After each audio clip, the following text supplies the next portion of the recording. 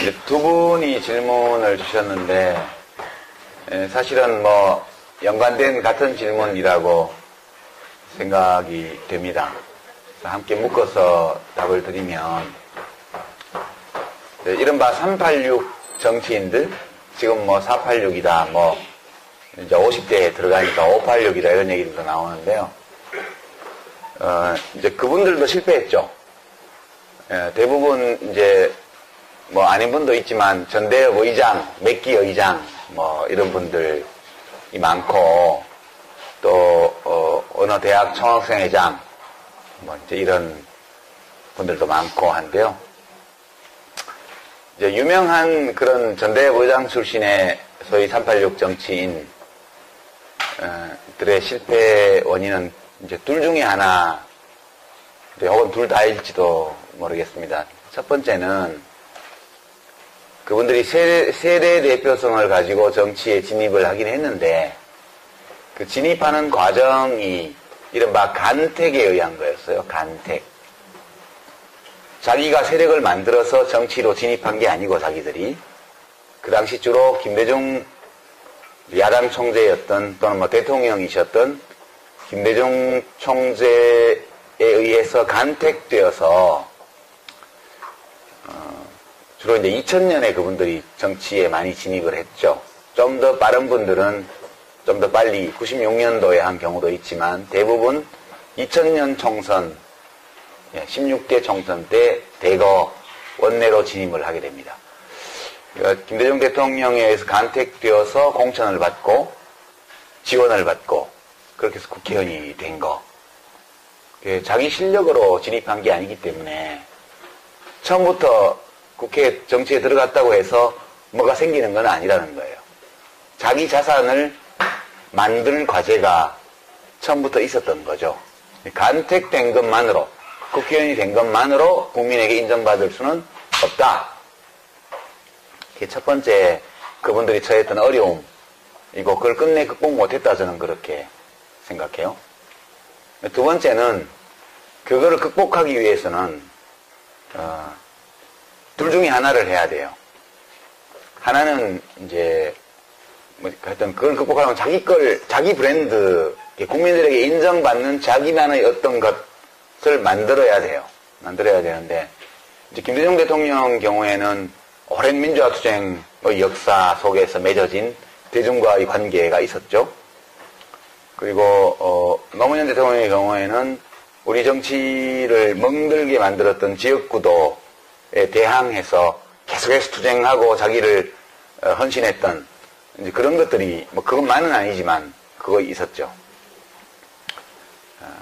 그리고 이제 두 분 다 특징이 김대중 대통령은 굉장히 지적인 인물이었어요. 공부도 많이 하시고 책도 많이 읽으시고 그리고 보통 사람 눈높이에 맞추어서 자기의 역사 철학이나 정치 철학을 펼 수 있는 그런 일종의 기능적인 면에서요. 단순히 역사적 정통성, 정당성, 리더십 그런 것뿐만 아니라 정치를 꾸려나가는 그런 정치인으로서의 능력과 관련해서 철학이 있고 이론이 있고 자기 비전이 있는 사람이라는 인정을 또한 상당수의 국민들에게 받은 분이죠. 그건 좀 기능적인 측면이에요.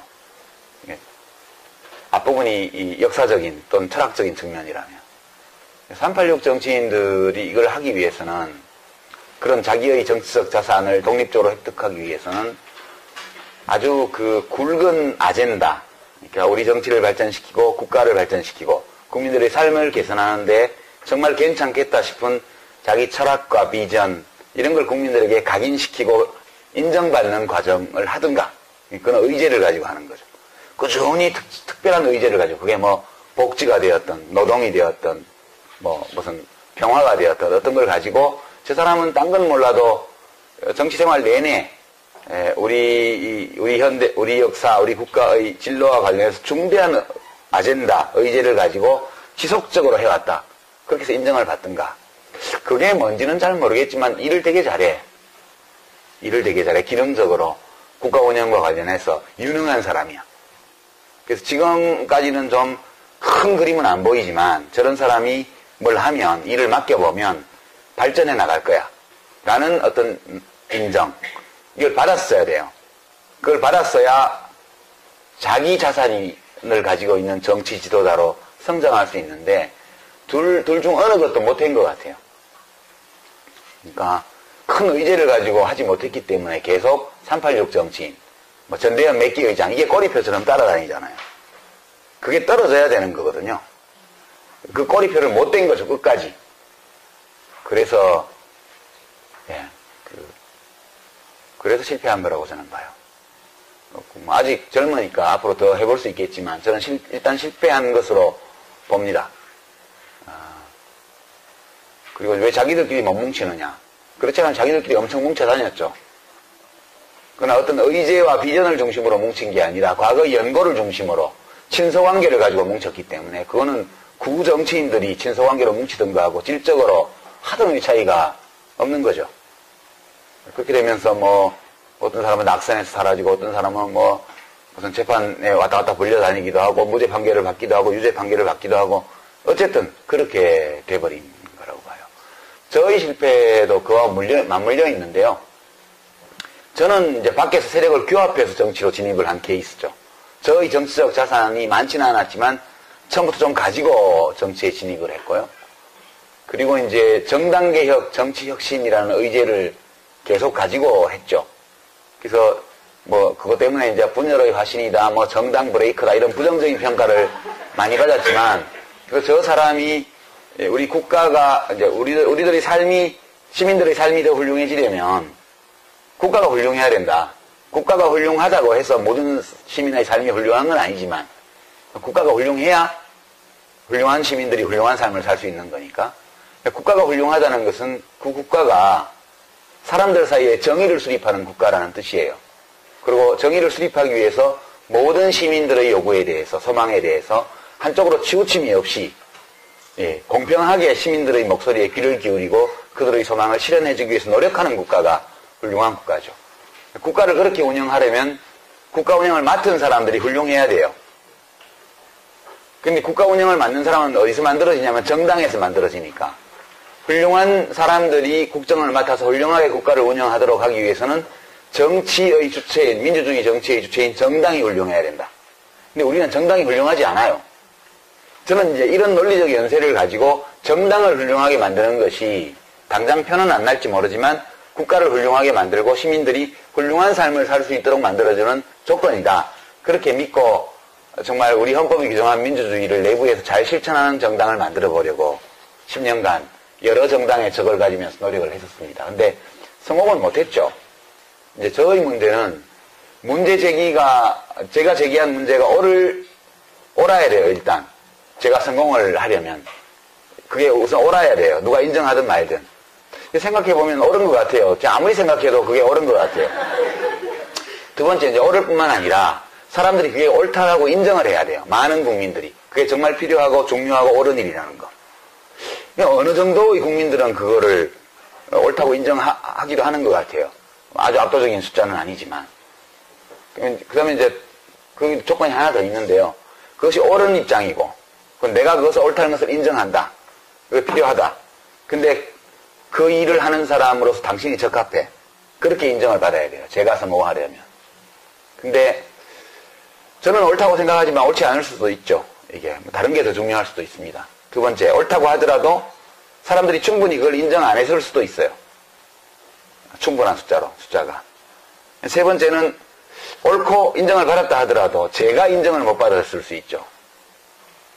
어느 것이든 세 가지 모두를 인정받아야, 모두가 성립이 돼야 제가 정치적으로 원래 추구한 목표를 가지고 현실 속에서 성공할 수 있었는데 어느 대목에선가 그게 안 된 것 같아요. 그리고 가장 결정적인 거는 그게 옳고 내가 옳다는 것도 알고 있지만 너 말고 딴 사람이 해. 이거 아닌가 싶은 생각도 많이 들었죠. 그렇다면 내가 아니라고 하는데 자꾸 내가 할 수 있다고 주장하는 것도 예의가 아니잖아요. 그것이 짧은 기간도 아니고 10년의 긴 세월 동안 그 어젠다를 가지고 정치를 했는데 인정을 못 받았다면 그걸 받아들이는 것이 옳겠다. 그러니까 제가 문제를 해결하는 사람으로서 인정을 못 받은 거예요. 문제를 제기하는 사람으로서는 너 같은 놈도 필요해. 그런 인정은 받아들지 몰라도 너가 문제를 해결은 못할 것 같아. 그렇게 되니까 잘 안 된 거죠. 저는 그렇게 받아들입니다. 그리고 그게 하다가 실패했다고 해서 그게 꼭 나쁜 건 아니잖아요. 옳은 건데 해봤는데 그게 아무리 옳다 하더라도 내가 그걸 할 실력이 있어야 되는데 실력이 미달이면 뜻은 좋으나 영향이 못 미치니까 그러면 더 영향이 미치는 분이 해주겠지. 그렇게 생각하고 저는 이제 마감하고 뒤로 물러나는 것이 옳지 않을까? 네, 그런 생각을 했습니다. 실패한다는 것은 부끄러운 일이 아니라고 저는 생각해요. 실패할 수도 있죠. 예. 그리고 실패했을 때는 또 인정하고 툭툭 털고 또 제가 그걸 위해서 이 세상에 온 사람은 아니니까 살다 보니까 그게 매우 중요한 것 같고 한번 인생을 걸고 해볼 만한 가치가 있는 일인 것 같아서 했는데 그건 이루어졌을 때 의미가 있는 거잖아요. 근데 이루어지지 않았고 이루어질 가능성이 별로 안 보이고 그렇게 잘 안 된 이유 중에 나의 부족함이 중요한 원인으로 작용했다면 그러면 그거를 받아들이고 다른 삶을 찾아보는 것이 괜찮겠다. 왜냐하면 훌륭한 세상, 시민들이 훌륭한 삶을 살 수 있는 세상을 만드는 것이 길이 꼭 정치만 있는 것은 아니기 때문에 예, 저는 그렇게 생각하고 실패를 인정을 했습니다. 하고 나니까 되게 후련하더라고요. 예. 그렇게 답을 드리고요. 이제 다른 질의응답을 해볼까요? 손 들어주시면 제가 예. 저는 민주나 진보 이런 말이 있군요. 민주는 왠지 자유롭고 행복하고 이런 느낌이 들고요. 진보는 앞서 나가는 진취는 그런 느낌이 듭니다. 그런데 요즘 젊은 사람들이나 아니면 저희들에서 마찬가지고 물론 일베에서 나온 말이긴 하지만 어느 아이돌 스타가 저희는 민주화하지 않아요. 민주가 마치 안경능이처럼 느껴지고 또 오늘 신문에 안철수 의원이 저희 의원이긴 한데요. 시장직 교수가 생각하는 철학과 나랑 다르다. 내가 만들려는 신당은 진보 신당이 아니다. 그러면 특별한 정치인이 그런 우습게 신당을 만들려는 건지 진보가 마치 나쁜 일을 저지르고 분란을 일으키는 것처럼 그렇게 사람들이 이미지를 각인하고 있는 것 같아요. 그거에 대한 책임감이 혹시 지금까지 진보 정치와 민주 정치를 해왔다는 그 정당 사람들의, 정당 활동인들의 문제가 아니었을까 하는 생각이 들거든요. 그거에 대해서 책임감을 좀. 예. 지금까지 진보 정치를 해온 사람들 책임이죠. 저는 그렇게 생각해요. 기본적으로 어디다 책임을 묻겠습니까? 당사자들이 책임을 져야죠. 근데 이제 조금 동떨어진 얘기 같지만 인문학 강좌니까 좀 인문학적으로 그거를 해석을 하면요. 요즘 이제 개콘에요. 네 가지가 굉장히 인기 코너인데 거기 갑자기 그 인기 없는 남자가 안 보이고 이제 벗겨진 남자가 나와서 막 하잖아요. 사람들은 왜 벗겨진 남자를 싫어하는가 뭐 이렇게 하는데 그 얘기를 해보죠. 대머리라는 말이 있어요. 난 대머리가 싫어 그렇게 누군가 얘기를 한다고 치죠. 난 대머리도 좋아 그럼 뭐 그렇게 말한다고 치죠. 머리카락이 어떤 상태가 대머리예요? 완전 없으면 대머리 맞죠? 우리 보통 머리카락은 10만 개 정도 된다고 그래요. 보통 사람들의 10만 개. 머리카락이 한 올도 없으면 대머리인가요? 맞죠? 대머리 맞아요. 그건 뭐 이겨낼 여지가 없어요. 머리카락이 한 개 있으면. 그래도 대머리라 그럴 거예요. 머리카락이 한 개 있는데 대머리라고 안 그러겠어요? 머리카락이 10개 있으면요. 머리카락이 100개 있으면요. 10,000개 있으면요. 5만 개 있으면 어떻죠? 머리카락이 5만 개 있으면요. 대머리예요, 아니에요? 좀 헷갈리죠? 5만 개 있으면 제 생각에는 대머리라고 안 할 것 같아요. 머리카락 2개 있는 자리에 1개씩 고르게 쫙 있으면. 근데 5만 개가 뒤에하고 옆에만 있고 위에 앞에하고 위에 하나도 없으면 대머리라고 그럴 거예요. 인간은 언어로 사고해요. 진보라는 것도 단어잖아요. 언어잖아요. 되게 우리가 언어적 개념을 만들 때는 극단적인 형태를 설정하고 만들어요. 아이디얼 타입. 그러니까 전형. 대머리 하면 머리카락이 하나도 없는 게 대머리예요. 그렇지만 머리카락이 좀 있어도 대머리거든요. 그러면 대머리와 대머리 아닌 경계선이 어딜까? 굉장히 모호합니다. 그렇죠. 이게 이제, 이 논리학에서 이게 굉장히 문제가 되는 그런 이슈예요, 이런 게. 우리가 가지고 있는 개념을 믿을 수 있는가? 언어적 개념들을. 그러니까, 진보하면 뭐죠? 그 어떤 진보라는 관념에 부합하는 어떤 아이디얼 타입이 있을 거예요. 프로토타입, 그러니까 전형, 원형. 근데 실제 그런 진보는 현실 속에 존재하지 않아요. 보수, 그것도 있을 거예요, 아마. 우리가 보수하면 떠올리는 어떤 이상형, 이상적인 게. 근데 실제로 누가 그게 딱 맞는 보수 인사가 있을까? 그렇지 않을 거예요. 100가지 이슈가 있으면 100가지 이슈에 대한 자기 나름의 판단이 있고, 그 중에 그럼 보수의 우리가 원형, 전형으로 얘기하는 거, 진보의 원형, 전형으로 얘기하는 게 100가지 구분법이 있다고 생각해봐요. 보수는 뭐 사형제 찬성, 진보는 반대. 보수는 해외 파병 찬성, 진보는 반대. 보수는 비정규직 찬성, 진보는 반대. 이렇게 나눴다고 생각을 해봐요. 그러고 나서 그 100가지 문항을 질문을 쭉 해요. 100개당 어느 한쪽으로만 답하는 사람이 있을까요? 그러면 보수로 분류되는 답변 100가지 중에 10가지 빼고 다 보수 쪽으로 답했다면 보수예요? 보수 맞다고 그럴 거예요. 49개는 어때요? 그러니까 우리가 언어로 사고를 하기 때문에. 근데 노동중심의 진보정당이라고 얘기를 할 때 최장집 교수가 생각하는 게 있어요. 그 노동중심의 진보정당 할 때 안철수 의원이 생각하는 게 있어요. 두 개가 똑같지 않아요. 우리는 이렇게 똑같은 단어를 사용하지만 되게 그 언어적 개념으로 사고를 하기 때문에 같지 않은 거예요. 사실 우리가 어떻게 보면 같지 않은 걸 가지고 계속 다투는 거예요. 그러니까 이거는 어떻게 보면 해결할 수 없는 문제라는 느낌도 좀 들어요. 그래서 이 문제에 관해서는 지나치게 그것을 확실하게 개념 규정하고 나누려고 하지 말았으면 좋겠다. 저는 그렇게 생각합니다. 되게 이제 진보 쪽에 속한 분들일수록 되게 똑똑하잖아요. 왜 그러냐 하면 보수는 하던 대로 하는 게 보수예요. 그러니까 물리학의 관성의 법칙이요. 머무르고 있는 것은, 멈추어 있는 것은 계속 멈추어 있으려 하고, 어느 방향으로 움직이는 것은 계속 그 방향으로 움직이려고 한다. 이게 관성의 법칙이잖아요. 보수주의라는 것은 그냥 관성의 법칙을 따르는 거예요. 하던 대로 하는 거예요. 이거는 생물학적으로는 어떤 의미가 있냐 하면 진화적으로 오랫동안 축적된 행위 양식대로 행동하는 걸 말하는 거예요. 누가 우리 가족을 죽이면 나도 그놈을 죽이는 거. 이게 굉장히 자연스러운 거예요. 수백만 년 동안 그렇게 살아왔어요.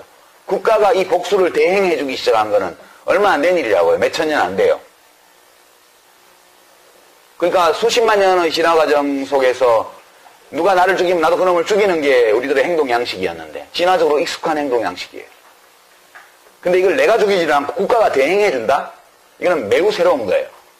심지어는 국가가 대행도 하지 마라. 이제는 복수를 하지 마라.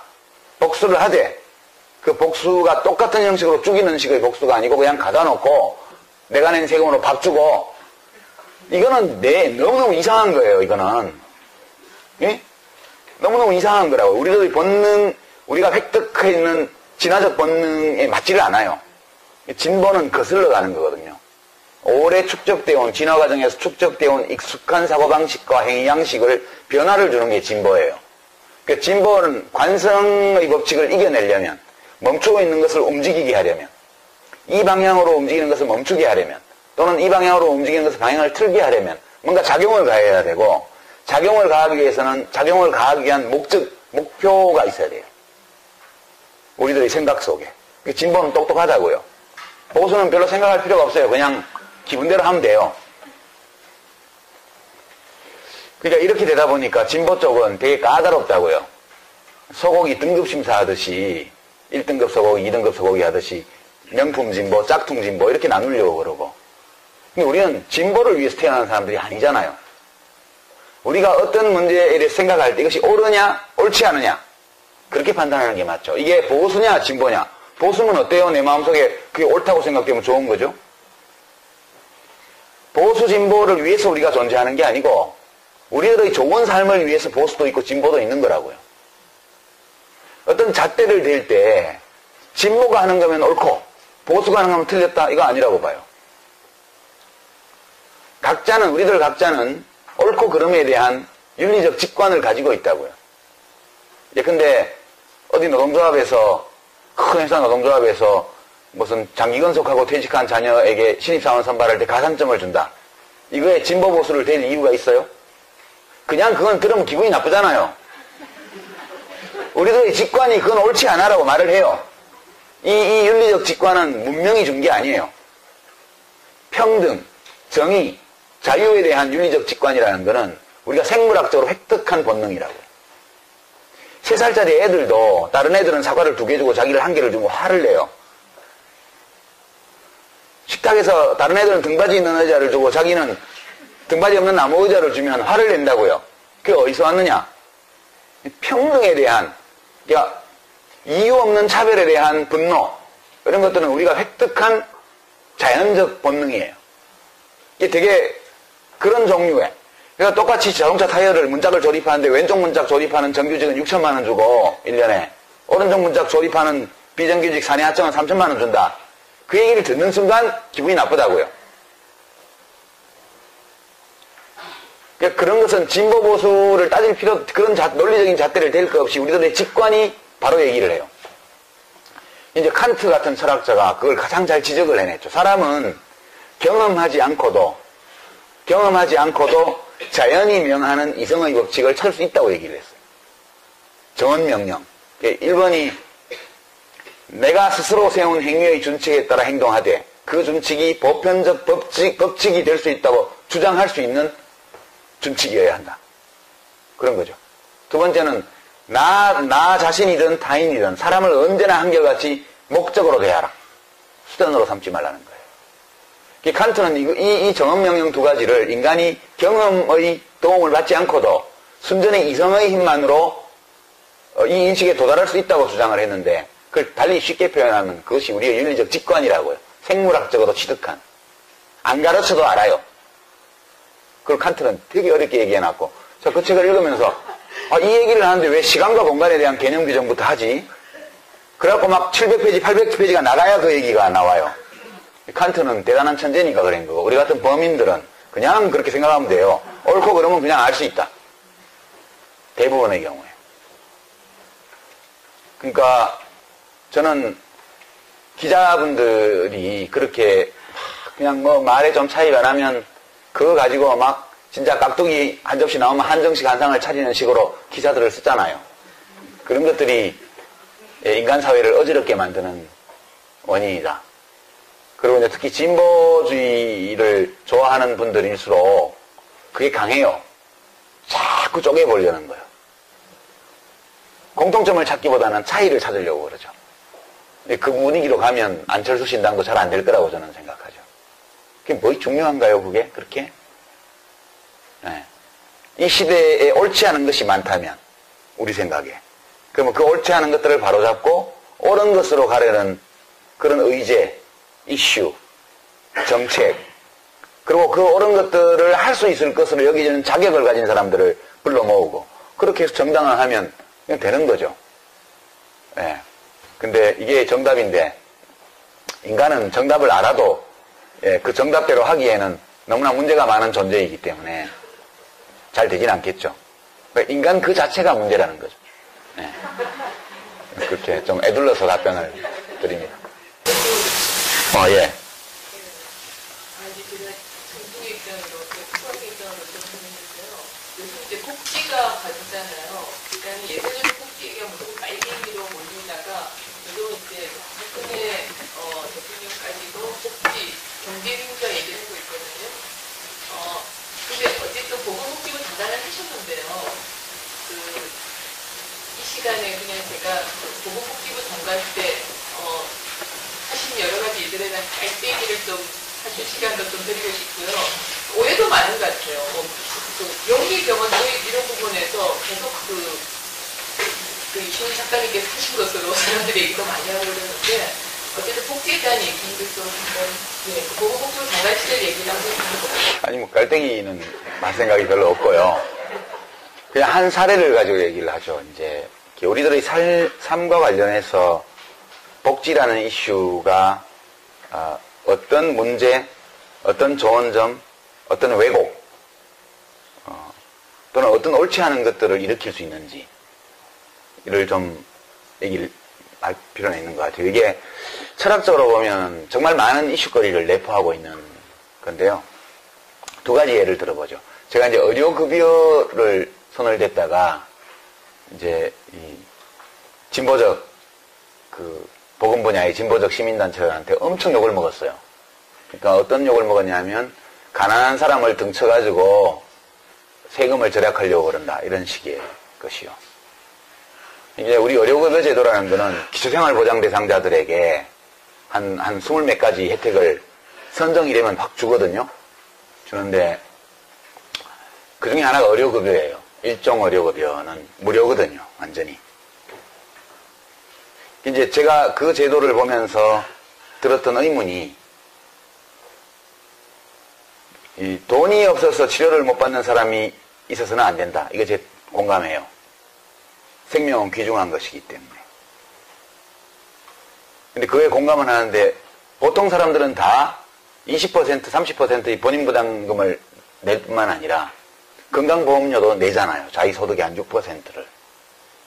근데 그 내는 사람들 중에도 굉장히 본인 부담금이 버거워서 병원 가는 걸 꺼리는 사람들이 있어요. 또는 병원에 안 가야 된다고 생각을 하고 몹시 건강을 챙기는 건강한 생활 습관을 가지려고 노력하는 사람들이 있어요. 근데 그 사람들은 뭐지? 그 사람들은 돈이 없어 가난한 사람이라도 치료를 받아야 돼요. 병이 걸리면. 근데 단지 가난해서 의료급여 수급권자로 지정됐다는 이유만으로 그 사람이 모든 의료기관을 무제한으로 무료로 이용하는 것이 정당한가? 그러니까 모든 의료기관에 무제한으로 1년 내내 의료 서비스를 보험급여 서비스에 한해서 비급여는 말고요.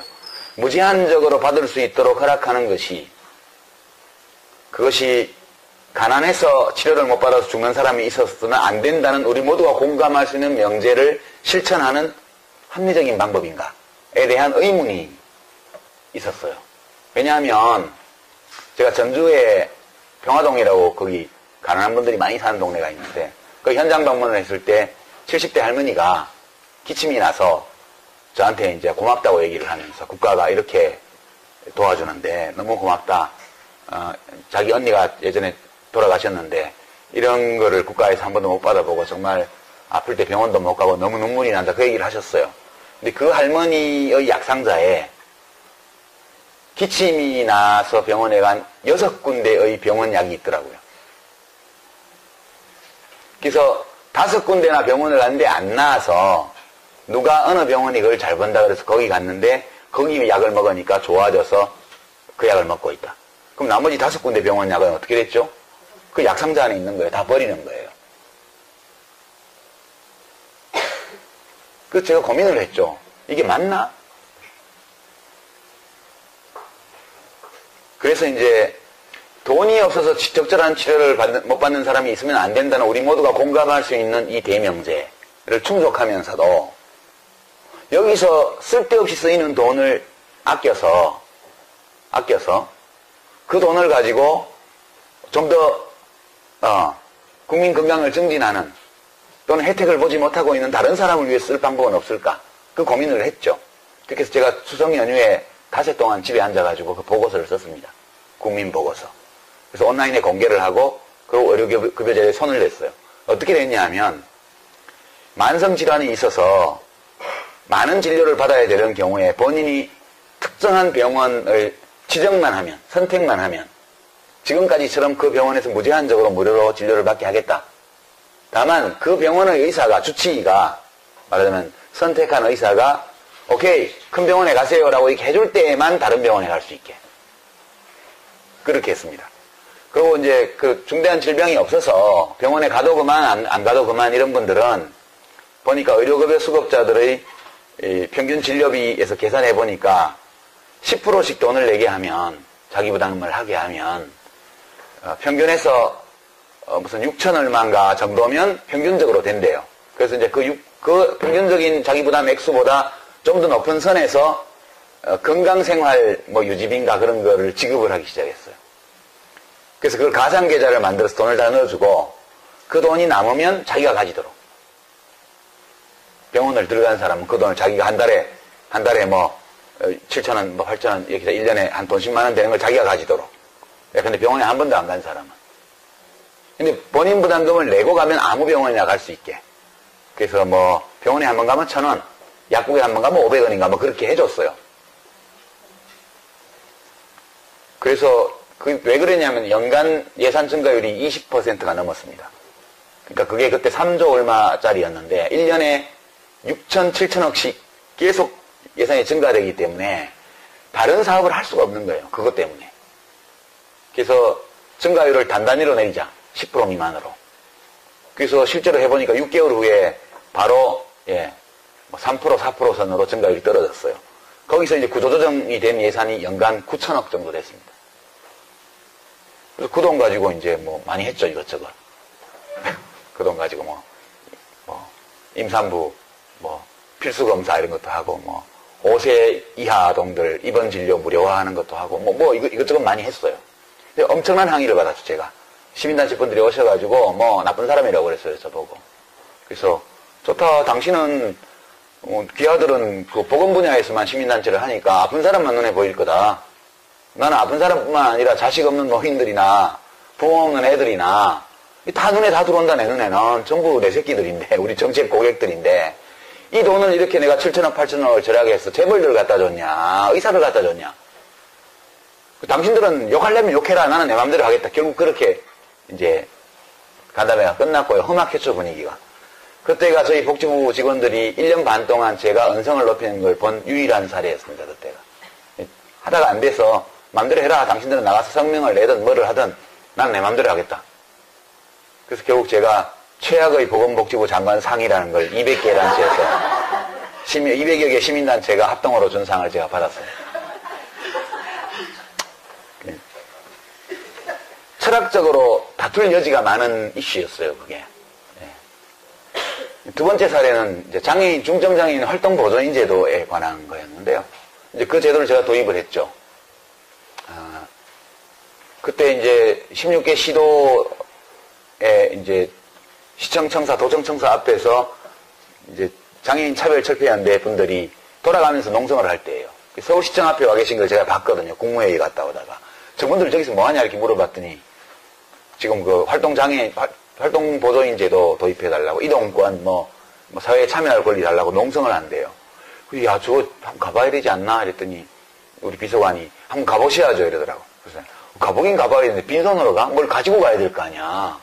빈손으로 가서 그러면 뭐라고 그러냐고 가가지고, 그랬더니, 우리 과장 하나가, 장관님, 방법이 있습니다. 이러는 거예요. 그 방법이 있으면 빨리 가져와봐요. 이랬더니 한 일주일 후에 가지고 온 거예요. 그게 장애인 활동보조인 제도였습니다. 중증장애인 활동보조인 제도. 그래서 이거 얼마 들어? 이렇게 물었더니 하기 나름인데요. 세게 하면 몇 조 원 들고요. 좀 약하게 하면 한 1,000억 원 정도면 시작할 수 있습니다. 이러더라고. 근데 돈이 1,000억 원이 그게 장난이 아닌데, 그게 돈은 내가 만들 테니까 어쨌든 기획안이나 가지고 와봐. 이렇게 해서 도입한 게 중증장애인 활동보조인 제도예요. 그게 그 제도가 하루에 8시간을 기본으로 쓰게 하고요. 왜냐하면 취지가 사회 속으로 통합돼 들어가려면 혼자서 보행을 못하는 분들은 누가 도와줘야 된다. 그래서 출근도 하고 퇴근도 하고 할 거 아니냐. 엄마들도 장애아동, 중증장애아동 키우는 엄마들도 그 도우미가 있어야 장애인 학교 보낼 때 보내고 자기도 어디 가서 커피라도 한 잔 먹든가, 무슨 집안 청소라도 하든가, 라디오로 듣든가 할 거 아니에요. 그래서 이제 그 제도를 8시간을 기본으로 하고, 특별하게 사유가 인정되는 경우 16시간까지 가능하도록 하고, 단가를 시간당 7,000원 그때 해줬습니다. 2006년도에. 엄청 세게 해줬죠. 최저임금 2배 이상으로 그때 해줬거든요. 왜 그렇게 했냐면 되게 대학생들이 그 아르바이트를 많이 하기 때문에 아동들 경우에도 그렇고 어르신들 경우에도 그렇고 좀 수준이 높은 청년들이 그걸 해주는 게 멘티, 멘토 관계를 형성하는 데 좋다. 그러려면 단가를 세게 해야 된다. 그래서 거의 8,000원에 육박하는 액수로 단가를 해줬고요. 예산을 거기 맞춰서 편성을 해주고, 그리고 본인 부담을 10%를 시켰습니다. 왜냐하면 공짜로 하면 그냥 쓰게 되니까, 그러면 온갖 일에 다 쓰게 될 거다. 그러지 말고 차분차분히 필요한 사람만 쓰도록 하고, 그 대신 본인 부담금을 할 돈이 있어야 되는데 중증장애인들은 소득이 없는 경우가 많기 때문에 그때 5만 얼마 하던 중증장애인 생활보조수당을 15만 원인가로 인상을 해줬어요. 그 돈 가지고 쓰시라고. 그렇게 맞춰가지고 그걸 한 거거든요. 근데 이제 저희 아파트 단지 옆에 동네 공원에 한 달 동안 천막을 치고 그분들이 농성을 했어요. 저희 집 베란다 큰 유리창도 깨지고. 아침에 제 출근 시간에 밀고 들어와가지고 경비 아저씨들이 이거 하고 있으면 저는 6시 넘으면 일찍 출근해버리고 저희 아들은 그 밑으로 학교 다니고 그렇게 했는데요. 그분들이 농성한 이유가 이거였어요. 시간 제한 없애라. 24시간 쓸 수 있게 해달라. 본인 부담 없애라. 그리고 등급 없애라. 왜냐면 그게 1등급, 2등급, 장애 등급 1, 2급에만, 중증장애인만 해준 거니까요. 그래서 싸움이 시작이 됐는데 한 달 동안 농성을 했고, 저희 과장한테 아무 약속도 해주지 말라고 그랬습니다. 제가 거기 가서. 근데 공무원들은 장관 집 옆에서 그걸 하고 있으니까 경찰차 와 있고 맨날, 그래서 제가 경찰 다 철수시켰죠. 경찰 오지 마라. 저분들 뭐 그렇게 하는 사람들 아니다. 근데 워낙 장관이 면이 깎인다고 생각했는지 과장이 가서 전향적으로 검토해보겠다 이런 약속을 해서 농성을 해산을 시킨 거예요. 그 더운데 그러고 있으니까. 그러니까 이제 나중에 장관이 시건을 했다, 약속을 위반했다 어쩌라 엄청 공격을 했는데요. 그때 제가 고민했던 게 그런 거예요.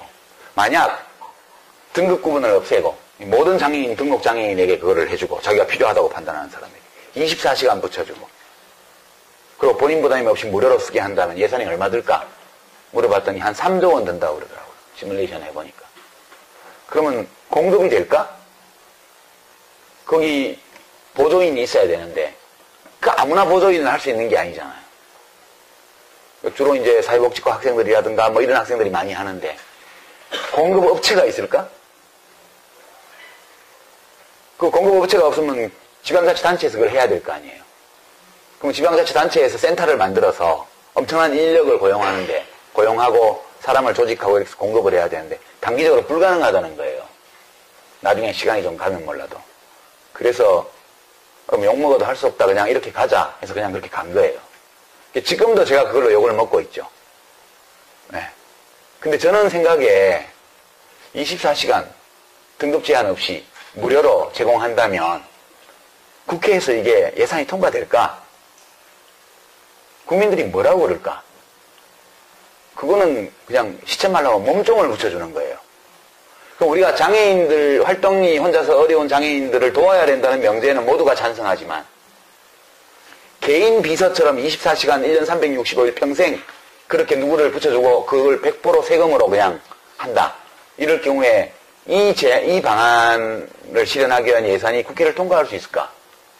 이런 고민을 했던 거죠. 국회 통과는 차치하고라도 그것이 옳은 일일까? 에 대한 고민이 있었어요. 복지라는 건 그런 건데요. 저는 이제 삶에 대한 책임은 내 자신에게 있다고 생각해요. 늘. 환경이 아무리 나쁘고 제도가 아무리 잘못되어도 삶에 대한 근원적인 책임은 나에게 있다. 그리고 주관적으로는 그렇게 생각해야 맞고 그러나 객관적으로 보면 그 사람에게 책임이 다 있지 않은 경우가 무지 많아요. 따라서 국가와 사회에도 책임이 있죠. 그 사람이 자기 힘으로만 극복하기 어려운 조건에 처해 있을 때 그것을 자신의 힘으로 어느 정도 극복 가능한 수준까지 사회나 국가가 해줘야 된다. 그거를. 그렇게 저는 인정을 해요. 그렇게 되면 자기 자신과 국가가 책임을 나눠지는 거죠. 언제나 국가의 지원은 독립적으로 살아가고자 하는 자구적인 삶에 대한 지원이어야 한다. 저는 그렇게 생각합니다. 모든 것을 다 국가가 책임진다. 저는 반대예요. 저는 싫어요. 그게. 왜 국가가 내 모든 걸 책임지는데 뭐 때문에 국가가 그걸 책임져야 돼요. 나는 국가가 해준다고 해도 싫어요. 내 인생은 내가 산다. 이렇게 생각하는 거지. 그래서 삶에는 공동체와 그 개인이 책임을 공유해야 된다고 저는 보는 거예요. 기본은 자기 자신이고 그리고 그 사람의 상황과 그 사람이 처한 조건에 따라서 필요한 만큼 사회와 국가가 개입해서 같이 책임을 져줘야 된다. 이것이 바람직한 복지 시스템이다. 이렇게 생각하고요. 되게 우파들은 전통적으로 보수는 자기 책임이지 이거를 되게 강조하고요. 왜냐하면 그렇게 살아왔거든. 수백만 년 동안. 자기 자신과 가족들이 책임지고 살아왔어요. 진보 좌파들은 국가가 책임져야 된다. 뭐든지. 요람에서 무덤까지. 저는 싫어요. 요람에서 무덤까지. 무덤 만들고 싶지도 않아. 그러니까 좋은 것은 그 양극단 어느 중간에 있는 거겠죠. 그게 무게중심이 어디까지 가야 될지는 사람들의 생각에 달린 거예요.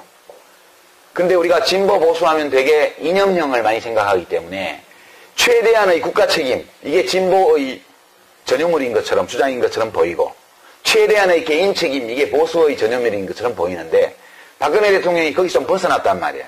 국가도 책임이 있어. 이렇게 왔고. 근데 그게 그만큼 진전된 거죠. 그럼 진보는 계속 그러면 이념형을 고집하는 걸로 갈 거냐? 저는 그건 아니라고 보는 거죠. 사람들이요, 적당하다고 생각하는 게 있는 것 같아요. 그게 논리적인 게 아니고 직관적인 거예요. 예를 들어 여러분들 고용보험, 건강보험, 국민연금 다 반씩 내죠, 직장인들은. 사용자가 반 내고 자기가 반 내잖아요. 그쵸? 왜 반일까요? 왜 50대 50으로 낼까요? 모든 나라들이 50대 50이에요. 거의 모든 나라들이. 거기에 어떤 이론적 근거가 있을까요? 철학적 근거가 있을까요? 제가 독일에서 보건경제학 수업을 들을 때 세미나 하다가 이 질문이 나왔습니다. 제가 질문을 했어요. 비스마르크가 최초의 사회보험을, 인류 역사상 최초의 국가사회보험을 도입할 때 그 사람은 엄청난 독재자 아니에요. 박정희 대통령이 완전히 숭앙하던 인물이에요. 비스마르크, 철혈제상, 전쟁, 독재, 부국간병, 그걸 했던 사람이에요. 그 사람이 인류 역사상 최초의 국가사회보험을 도입했어요. 그때 반반으로 했대요. 반반으로.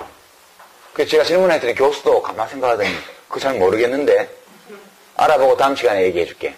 그러고 갔어요. 그 다음 주에 왔는데 아무리 찾아봐도 50대 50으로 된 정당하다는 이론서나 이런 거 아무것도 없대요. 논문도 없고. 왜 50대 50으로 됐어? 그러니까 야 이거 노동자들 보고 다 내라 그러면 그리고 사용자도 좀 내야지. 얼마씩 낼까? 각하 반반씩 내는 게 어떻겠습니까? 그래 그게 좋겠네. 그래가지고 반반씩 냈다는 거예요. 독일에서 그렇게 내고 나니까 다 그렇게 따라간 거예요. 이게 직관이거든요. 직관. 노동자들 안 그래도 월급 적은데 그 보험료를 지 혼자 내라 그러면 너무 힘들지 않아? 그러니까 이제 일 시키는 회사에서도 내야지. 얼마 내야 되지? 거기 무슨 철학적 이론적 논증이 있을 수 있겠어요. 반반씩 내. 그게 우리 직관이거든요. 함께 책임을 져야 된다면 일단 반반이 기본이에요. 반단. 그것이 우리의 윤리적 직관인데 저는 진보 쪽에서 이 문제를 좀 생각해 봤으면 좋겠다는 거예요. 너무 이론적으로 많이 가 있어서 이 공무원들은 지침이 없으면 밥숟가락을 못 들고요. 숟가락 들어 지침 내려면 들었다가 내려 없으면 그냥 들고 있는 거예요. 네? 진보는 이론이 없으면 숟가락을 못 내려요. 또 일단 들었다면 계속 들고 가는 거예요. 우리 마음을 들여다보면 자연스러운 감정이 있어요. 사람들이 보편적으로 공감할 만한 이 기반을 놓쳤기 때문에 저는 우리 진보 정치가 이렇게 어려워졌다. 그런 면이 무지하게 많다. 그렇게 저는 생각을 합니다. 이야기가 엇길로 많이 갔는데요. 예. 깔때기는 아니고 복지는 그런 문제가 있어요. 그러니까 인간이 가지고 있는 변하지 않는 생물학적 특성, 그 점을 고려해야 된다고 봐요. 저는 다인주의 좌파거든요. 그런 점에서. 그러니까 이제 최재천 교수가 흔히 드는 사례인데요. 갈매기가 일부 일처제 동물이에요. 갈매기가. 우리가 인천이나 이런 데 배 타고 가면 새우깡 먹으려고 막 오잖아요. 걔들이 봄 되면 통영 밑에 있는 홍도나 독도나 이런 데 가서 알을 낳는다고요. 근데 살 때는 쫙 나가서 막 살다가 짝짓기철이 되면 작년에 부부가 다시 만나요. 와가지고. 어떤 놈은 자기 짝이 안 오면 지금 산란기가 다 지나가는데도 계속 기다려요. 기다리다가 늦게 딴 놈하고 짝을 맺어가지고 늦게 알을 낳는 놈도 있고요. 그 다음에 이제 둘이 알을 까고 이제 새끼를 부화시켜서 먹이를 갖다 먹일 때도 교대로 해요. 정확하게. 반씩. 알도 반씩 품고. 알 품고 있는 놈은 못 먹으니까 지가 가서 먹고 물고 와서 배우자한테 줘야 되고. 새끼가 깨면 하나는 새끼를 지키고 다른 하나는 먹이를 구하러 나가야 돼요. 그렇게 평등한 일부일체를 하는 새입니다. 근데 만약에요. 갈매기 세상에 공공보육제도가 도입됐다고 가정합니다. 부모가 새끼를 내버리고 가면 누군가가 키워준다. 그러면 다 새끼를 버리고 할 거라는 거예요. 대부분 다. 그게 생물학적 특성이거든요. 안 변하는. 그렇게 생존해 왔기 때문에. 그리고, 뭐 더 여담이지만, 그 갈매기들이 이혼도 한대요. 갈매기들이. 한 3분의 1점 이혼한대요. 새 짝을 만든대요. 그 다음에. 근데, 어떤 갈매기들이 이혼하나 이렇게 봤더니, 그 알품고 새끼 먹일 때 임무교대 하잖아요. 반씩. 그때 임무교대 시간이 오래 걸리는 커플들이 헤어진대요.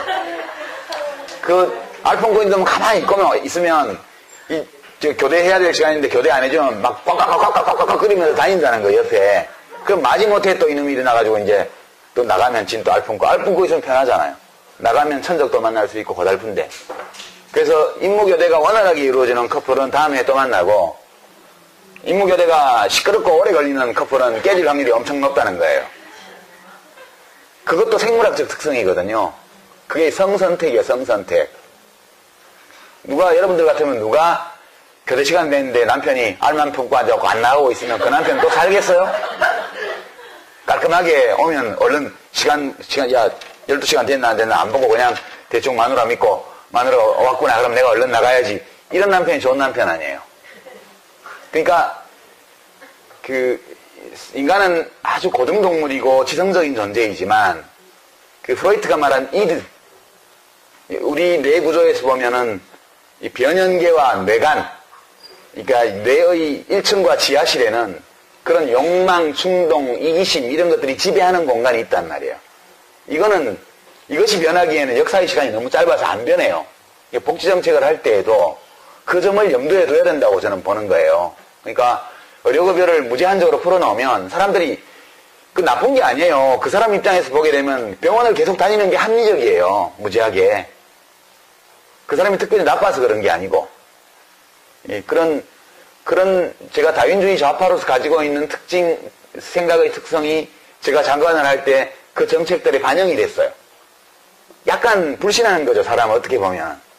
그 어떤 공무원은 저보고 장관님은 사람을 약간 불신하는 것 같아요. 그렇게 얘기를 하더라고요. 불신해. 사람을 신뢰한다는 것은 그냥 사람들이 다 훌륭하게 행동할 것이다. 이렇게 믿는 것이 사람을 신뢰하는 게 아니야.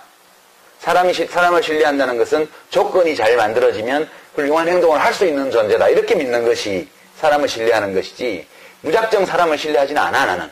그렇게 얘기를 하곤 했습니다. 인문학 시간이니까요. 인문학적으로 깔때기를 드렸습니다. 이제 우리들의 삶이, 시민들의 삶이 더 훌륭해지려면 국가가 훌륭해야 된다. 국가가 훌륭하다고 해서 모든 시민의 삶이 훌륭한 건 아니지만 국가가 훌륭해야 훌륭한 시민들이 훌륭한 삶을 살 수 있는 거니까. 국가가 훌륭하다는 것은 그 국가가 사람들 사이에 정의를 수립하는 국가라는 뜻이에요. 그리고 정의를 수립하기 위해서 모든 시민들의 요구에 대해서, 소망에 대해서 한쪽으로 치우침이 없이 공평하게 시민들의 목소리에 귀를 기울이고 그들의 소망을 실현해주기 위해서 노력하는 국가가 훌륭한 국가죠. 국가를 그렇게 운영하려면 국가 운영을 맡은 사람들이 훌륭해야 돼요.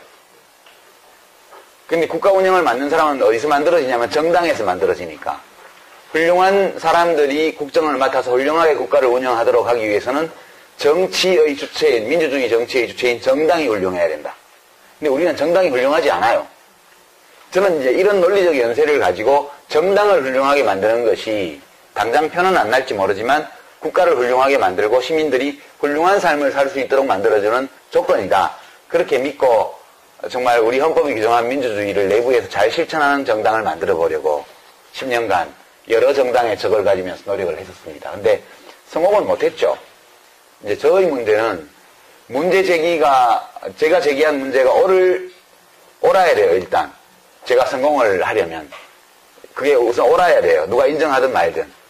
생각해보면 옳은 것 같아요. 아무리 생각해도 그게 옳은 것 같아요. 두 번째, 이제 옳을 뿐만 아니라 사람들이 그게 옳다라고 인정을 해야 돼요. 많은 국민들이. 그게 정말 필요하고 중요하고 옳은 일이라는 거. 어느 정도의 국민들은 그거를 옳다고 인정하기도 하는 것 같아요. 아주 압도적인 숫자는 아니지만.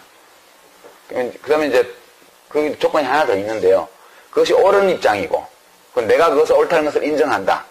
그게 필요하다. 근데 그 일을 하는 사람으로서 당신이 적합해. 그렇게 인정을 받아야 돼요. 제가 성공하려면. 근데 저는 옳다고 생각하지만 옳지 않을 수도 있죠. 이게 다른 게 더 중요할 수도 있습니다. 저 사람은 딴 건 몰라도 정치 생활 내내 우리 현대, 우리 역사, 우리 국가의 진로와 관련해서 중대한 아젠다, 의제를 가지고 지속적으로 해왔다. 그렇게 해서 인정을 받든가. 그게 뭔지는 잘 모르겠지만 일을 되게 잘해. 일을 되게 잘해. 기능적으로 국가 운영과 관련해서 유능한 사람이야. 그래서 지금까지는 좀 큰 그림은 안 보이지만 저런 사람이 뭘 하면, 일을 맡겨보면 발전해 나갈 거야. 라는 어떤 인정. 이걸 받았어야 돼요.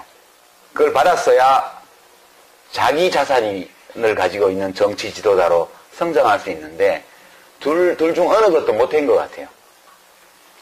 그러니까 큰 의제를 가지고 하지 못했기 때문에 계속 386 정치인, 전대현 맥기 의장, 이게 꼬리표처럼 따라다니잖아요. 그게 떨어져야 되는 거거든요. 그 꼬리표를 못 댄 거죠, 끝까지. 그래서, 그래서 실패한 거라고 저는 봐요. 아직 젊으니까 앞으로 더 해볼 수 있겠지만, 저는 일단 실패한 것으로 봅니다. 그리고 왜 자기들끼리 못 뭉치느냐. 그렇지만 자기들끼리 엄청 뭉쳐 다녔죠. 그러나 어떤 의제와 비전을 중심으로 뭉친 게 아니라 과거 연고를 중심으로 친서관계를 가지고 뭉쳤기 때문에 그거는 구정치인들이 친서관계로 뭉치던 거하고 질적으로 하등의 차이가 없는 거죠.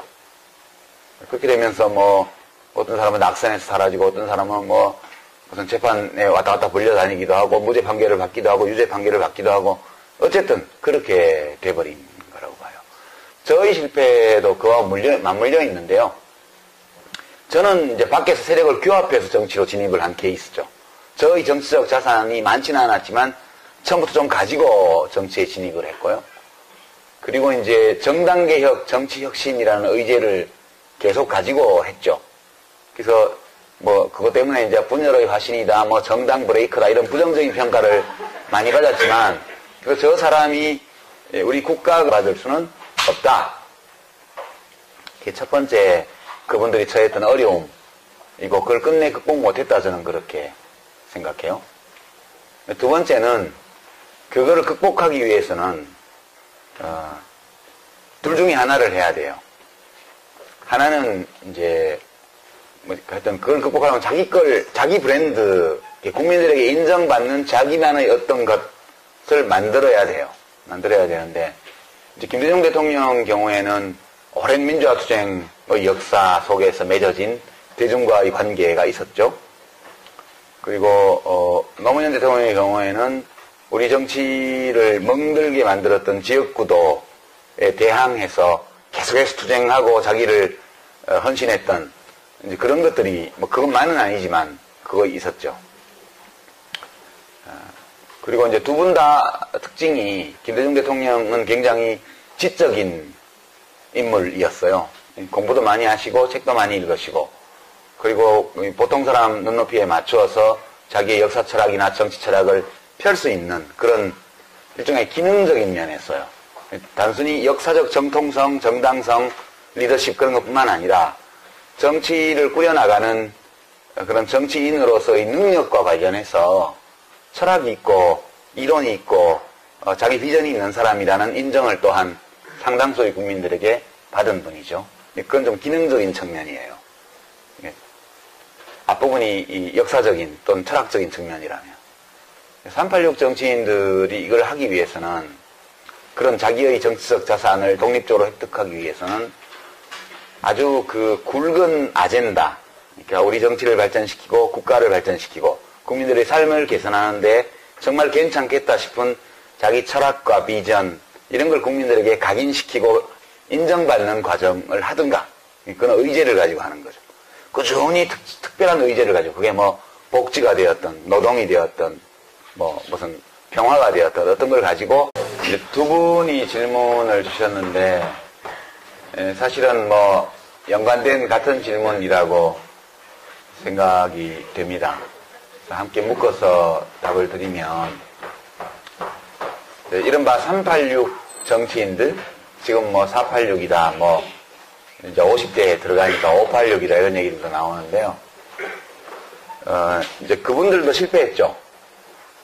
대부분 이제, 뭐 아닌 분도 있지만, 전대협 의장, 맥기 의장, 뭐 이런 분들이 많고, 또, 어느 대학 총학생회장, 뭐 이제 이런 분들도 많고 한데요.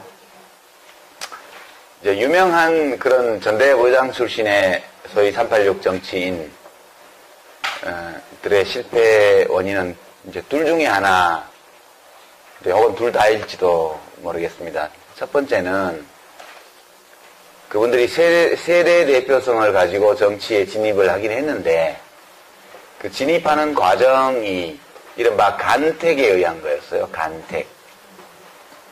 자기가 세력을 만들어서 정치로 진입한 게 아니고 자기들이 그 당시 주로 김대중 야당 총재였던 또는 뭐 대통령이셨던 김대중 총재에 의해서 간택되어서 주로 이제 2000년에 그분들이 정치에 많이 진입을 했죠. 좀 더 빠른 분들은 좀 더 빨리 96년도에 한 경우도 있지만 대부분 2000년 총선 16대 총선 때 대거 원내로 진입을 하게 됩니다. 김대중 대통령에 의해서 간택되어서 공천을 받고 지원을 받고 그렇게 해서 국회의원이 된 거. 자기 실력으로 진입한 게 아니기 때문에 처음부터 국회 정치에 들어갔다고 해서 뭐가 생기는 건 아니라는 거예요. 자기 자산을 만들 과제가 처음부터 있었던 거죠. 간택된 것만으로, 국회의원이 된 것만으로 국민에게 인정. 두 번째, 옳다고 하더라도 사람들이 충분히 그걸 인정 안 했을 수도 있어요. 충분한 숫자가. 세 번째는 옳고 인정을 받았다 하더라도 제가 인정을 못 받았을 수 있죠. 어느 것이든 세 가지 모두를 인정받아야, 모두가 성립이 돼야 제가 정치적으로 원래 추구한 목표를 가지고 현실 속에서 성공할 수 있었는데 어느 대목에선가 그게 안 된 것 같아요. 그리고 가장 결정적인 거는 그게 옳고 내가 옳다는 것도 알고 있지만 너 말고 딴 사람이 해. 이거 아닌가 싶은 생각도 많이 들었죠. 그렇다면 내가 아니라고 하는데 자꾸 내가 할 수 있다고 주장하는 것도 예의가 아니잖아요. 그것이 짧은 기간도 아니고 10년의 긴 세월 동안 그 어젠다를 가지고 정치를 했는데 인정을 못 받았다면 그걸 받아들이는 것이 옳겠다. 그러니까 제가 문제를 해결하는 사람으로서 인정을 못 받은 거예요. 문제를 제기하는 사람으로서는 뭐 너 같은 놈도 필요해. 그런 인정은 받아들일지 몰라도 너가 문제를 해결은 못할 것 같아. 그렇게 되니까 잘 안 된 거죠. 저는 그렇게 받아들입니다. 그리고 그게 하다가 실패했다고 해서 그게 꼭 나쁜 건 아니잖아요. 옳은 건데 해봤는데 그게 아무리 옳다 하더라도 내가 그걸 할 실력이 있어야 되는데 실력이 미달이면 뜻은 좋으나 영향이 못 미치니까 그러면 더 영향이 미치는 분이 해주겠지. 그렇게 생각하고 저는 이제 마감하고 뒤로 물러나는 것이 옳지 않을까? 네, 그런 생각을 했습니다. 실패한다는 것은 부끄러운 일이 아니라고 저는 생각해요. 실패할 수도 있죠. 예. 그리고 실패했을 때는 또 인정하고 툭툭 털고 또 제가 그걸 위해서 이 세상에 온 사람은 아니니까 살다 보니까 그게 매우 중요한 것 같고 한번 인생을 걸고 해볼 만한 가치가 있는 일인 것 같아서 했는데 그건 이루어졌을 때 의미가 있는 거잖아요. 근데 이루어지지 않았고 이루어질 가능성이 별로 안